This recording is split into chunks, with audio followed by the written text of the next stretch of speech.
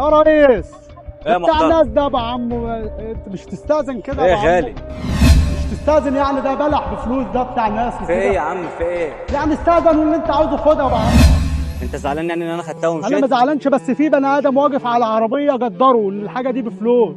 انت قدرني ولا ابن عم انا واخد بلحه واقول لك اتفضل يا فخم اللي انت عاوزه.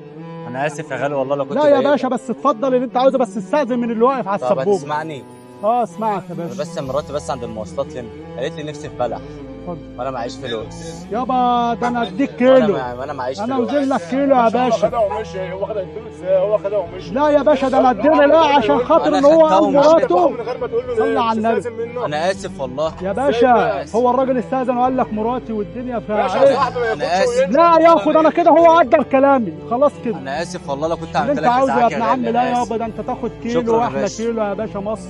انا بس ما حبيتش بس اتكسر قدام مراتي بس. لا يا باشا، ده انت نتساوى فيه بس. من ضمن ما فيها ابو بلال الصعيدي هنا اللي انت عاوزه يابا، ولا اي حد هنا، كلها على ماشي، الله. ما هي كلها على الله، مفيش فيها حاجه. حبيبي يا ابن انا اسف يا غالي أحلى بس لو كنت كيلو يا اتقلت باشا عليك.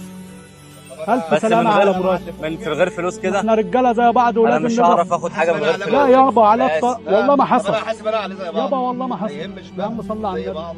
صل على النبي، ما تموتش الراجل اللي قدامك لا ده. ما بموتوش والله، لا ما تموتنيش انا انا ما تموتنيش لا انا. لا لا، انت على دماغي يا معلم، انا ما بموتوش والله. انت لا يا عم، راجل الراجل ده كان انا استاذن. جاي، انت راجل قتال. يا باشا يابا انا أنت على خلاص يا دماغي. باشا، انا مش عايز بس